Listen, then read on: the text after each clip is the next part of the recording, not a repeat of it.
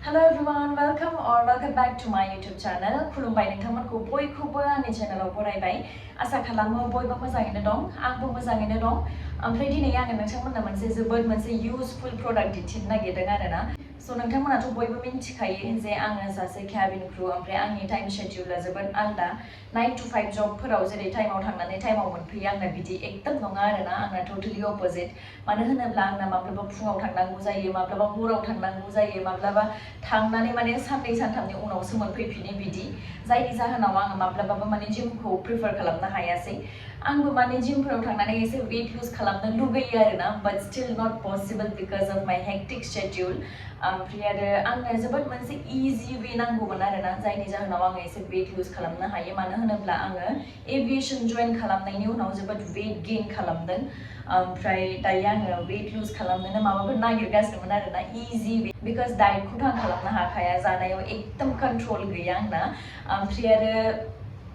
नैबे प्रडाक्टखौ मोनबाय आङो स' बेनो जाहैबाय अगार'नि भाइब्रेशन प्लेट ओमफ्राय बिनि मडेल नाम्बारानो जाहैबाय रिगल आरोना ओमफ्राय आरो बेजों लोगोसे नोंथांमोना मोनसे मेनुअल मोनखागोन आरोना बेयाव 1 इयारनि वारेन्टि दङ लोगोसे बेयाव गासैबो इन्सट्राक्सनफोरखौ होनाय दङ माबोरै इउज खालामनांगौ माबोरै मानांगौ नै नायदो ओमफ्राय लोगोसे नोंथांमोना बेखौ इउज खालामनो मोनसे रिमट मोनखागोन आरोना जायनि थ्रुजों नोंथांमोना बिनि मोड्सफोरखौ स्पिडफोरखौ कन्ट्रल खालामनो हागोन बाय द वे बेयाव मेनुअलिबो नोंथांमोना मोड्सफोरखौ चेन्ज खालामनो हायो स्पिडफोरखौ इनक्रिज एन्ड डिक्रिज खालामनो हायो ओमफ्राय बे रिमटजोंबो नोंथांमोना कन्ट्रल खालामनो हागोन आरोना स' दायो आङो नोंथांमोना दिन्थिनोसै बे प्रडाक्टखौ ओमफ्राय गासिबो डिटेलखौ होगोन माखासे एक्सारसाइजबो खालामनानै दिन्थिगोन आरोना स' नोंथांमोना नायबाय थादो स' दायो आं नोंथांमोना माखासे एक्सारसाइजफोर खालामनानै दिन्थिगोन ओमफ्राय नै बे भाइब्रेशन प्लेटआ बारा गिलिर नङा आरोना बेखायनो बेखौ इजिलि केरि खालामनो हायो नै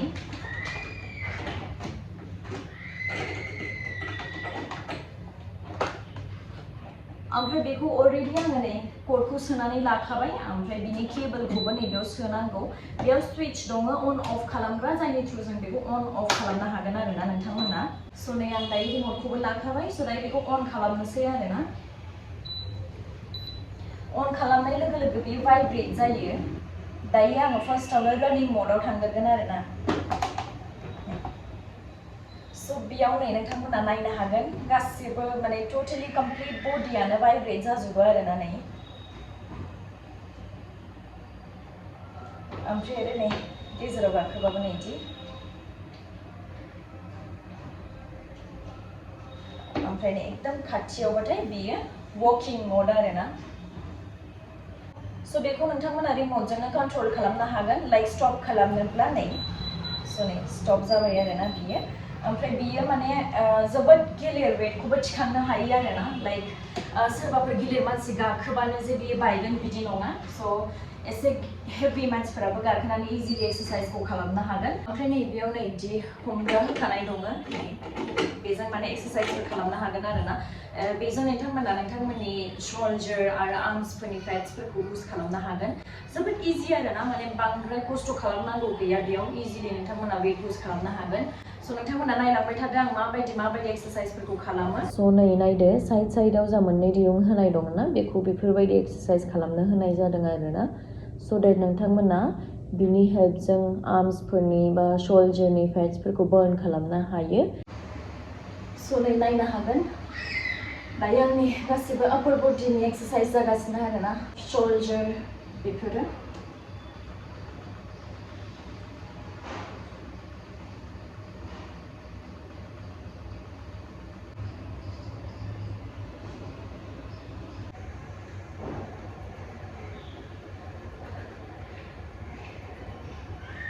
जोबोद बेनिफिशियल आरोना नै वेट रिडिउस खालामनो थाखाय नोंथांमोननि लोअर फेट्सफोरनि थाखाय जोबोद मोजां स' बिनि स्पिडखौबो नोंथांमोना इनक्रिज एन्ड डिक्रिज खालामनो हागोन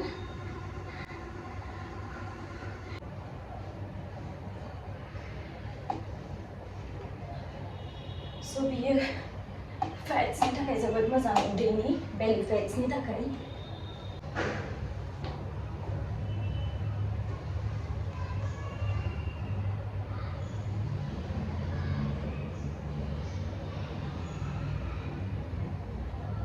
स' गाइस आंना दिनैनि वार्कआउटआ जाबाय आरोना गोलोमफ्रुजोब्बाय नै मोखाङानो जोंजोब्बाय So सोरबाफोर जुदि बे प्रडाक्टखौ परचेज खालामनोब्ला आङो लिंकखौ डिसक्रिप्शनाव होनानै दोनगोन आरोना सोरबाफोर जुदि जोबोद अभारवेट बा जिमफोर थाङालासिनो हेभि वर्कआउट खालामालासिनो इजिलि वेट रिडिउस खालामनो लुगैदोंब्ला बिथांमोननि थाखाय नैबे प्रडाक्टआ जोबोद इउजफुल थाबैनो वेट लुज खालामनो हेल्प खालामगोन आरोना सो बेयाव नोंथांमोना डेलि 10 to 20 मिनिट्स वर्कआउट खालामब्लानो थाबैनो वेट रिडिउस खालामनो हागोन नोंथांमोननि फेट्सफोरखौ टोटली लाइक बार्न खालामजोबगोन आरोना जेबो हेभि वर्कआउट खालामलायनांगौ दरकार गैया जिमफोराव थांनांगौ दरकार गैया जायफोर अभारवेट बिथांमोना बेखौ ट्राइ खालामना नायथार हेल्प मोनगोन आरोना नोंथांमोना वेटखौ रिडिउस खालामनो जोबोदनो आङो माने हाइलि रेकमेन्ड खालामगोन आरोना बे प्रडाक्टखौ परचेज खालामनो बिकज गासिबो माने होल कमप्लिट बडिनिनो एक्सारसाइज जाजोबो बिकज बेयो अलरेडि भाइब्रेसन मोडआव थायो बेजों लोगोसे नोंथांमोना एक्सारसाइज खालामदेरनानै होयोब्ला